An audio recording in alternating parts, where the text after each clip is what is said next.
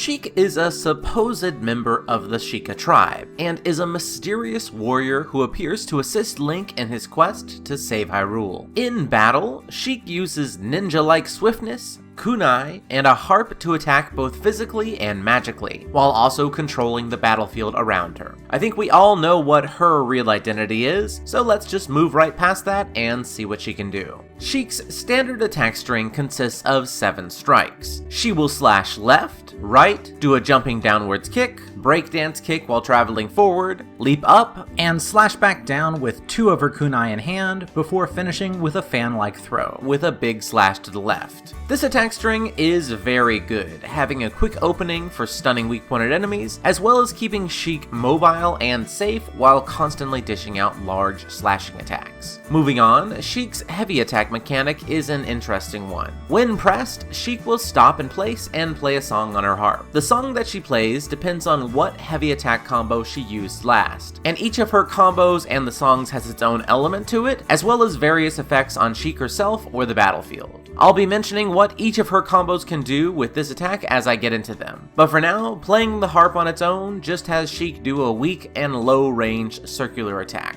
Sheik's first combo has her throw out a water elemental whirlwind, which sucks in and carries enemies away. This attack is quite unique. Out of all of the characters that I've covered on this series, only Sheik has a first combo that does anything remarkably different. Rather than a launcher and setup for more damage, the whirlwind will push your enemies away from you, meaning that it can be used defensively as well as aggressively. When used once, you will see a blue musical note below Sheik's special gauge. If you play your harp while this is up, Sheik will perform the Serenade of Water, which will wrap herself in swirling water. What this does is work like a constant shield which is able to absorb up to 4 hearts worth of damage, but it also protects you from CC abilities like the Re-Dead stuns for free. Oh, and it can also be renewed as much as you wish by doing her first combo again and playing the harp. While the attacking portion of this combo is interesting, it is the song's effect that is totally overpowered. The ability to constantly apply a 4 heart buffer on yourself is an ability that only Sheik has in this entire character roster, meaning that she's a natural pick in any of the adventure mode challenges that require taking as little damage as possible. When you're playing as Sheik, you should always make an effort to have it up, otherwise you'll just be taking damage pointlessly. Next up, Sheik's second combo has her quickly summon in a flame elemental fireball from the sky, which hits a short distance in front of her. This attack is very quick and damaging, and when used, it will give you a red musical note, which allows Sheik to perform the Bolero of Fire, which creates a mark on the floor a little bit in front of you, which will explode for massive damage a few seconds afterwards. This explosion, due to its delay, is actually very hard to use effectively against regular enemies, meaning that its best use is actually against bosses, which allows you to just melt their weak point gauges in seconds with just a little bit of setup beforehand.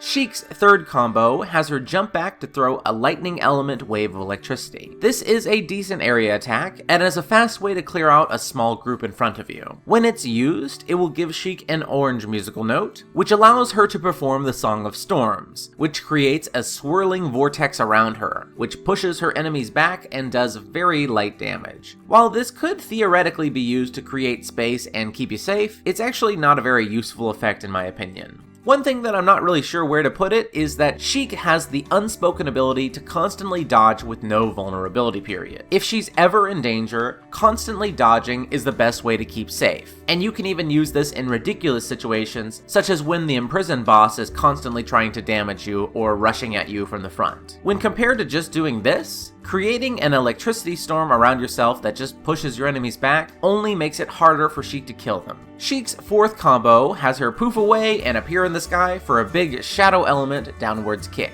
This attack does a good amount of damage, but I don't usually find it as useful as her other combos. When it's used, Sheik will give a purple musical note, which allows her to play the Nocturne of Shadow, which makes a surge of shadow energy that sucks in any poor enemies nearby and does pulsing damage to them. This theoretically should make them easier for you to kill, but kind of like her third combo, you're probably better off just doing something else with your time, as Sheik is incredibly deadly without this. Sheik's 5th and final combo has her pause before unleashing a large circular blast. Both this and her 3rd combo are great crowd clearers and should be used liberally. When used, Sheik will be given a yellow musical note which allows her to play the Prelude of Light, which creates an extremely large golden square on the ground. Please note that this square does not do any damage to enemies. Its effect, rather, is as long as Sheik stands inside of it, her special gauge will begin to fill up.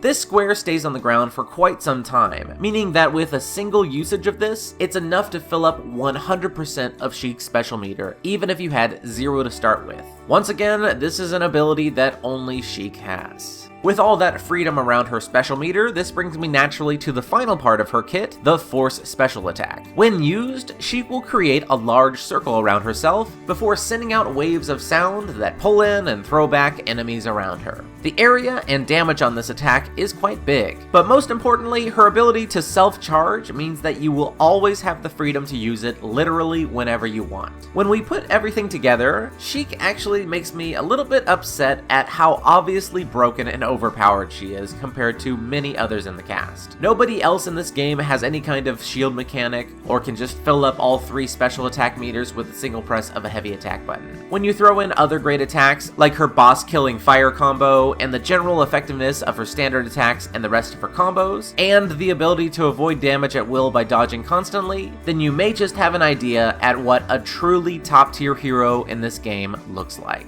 Many people believe Sheik to be the absolute strongest character in this game. However, while she is incredibly powerful and has some ridiculous exclusive abilities only to her, she still plays within the game's rules. I don't consider her to be the number 1 strongest, but she's an easy number 2 or 3.